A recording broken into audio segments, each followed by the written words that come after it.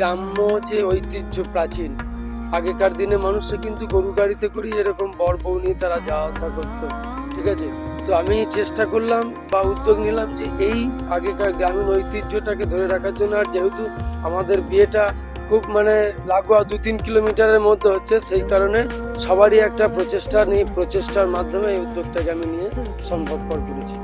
মানে আমি এটাকে মানে বলবো যে কিছু এই যে প্রাচীন যে ঐতিহ্যগুলো, এইগুলোকে আমাদেরকে ভুলে গেলে চলবে না। এগুলোকে কিছু কিছু সময় আমরা যতটা পারি যদি মেনটেন করি, তাহলে আমাদের যে এখনকার যে প্রজন্ম, তারা এই জিনিসগুলোকে তারা শিখতে পারবে বা জানতে পারবে। আমার কাছে পুরোপুরি এটা নতুন, কারণ আমি ছোট থেকে গ্রামে বড় হইনি, আমার ছোটবেলাটা শহরে কেটেছে। গরুর গাড়িটা আমার কাছে একদমই নতুন জিনিস, তো ওই বিষয়ে একটা নতুন অভিজ্ঞতা হবে। জানতে পেরেছেন যে হ্যাঁ, হ্যাঁ জানতাম, জানানো হয়েছিল আগে। আধুনিক যুগে এসে আমরা অনেক জিনিসই ভুলতে বসেছি, যেমন গ্রামের ছেলেমেয়েরা এখন নাঙ্গল গরুর গাড়ি এগুলো চেনেই না, কারণ সেগুলো এখন আর নেই।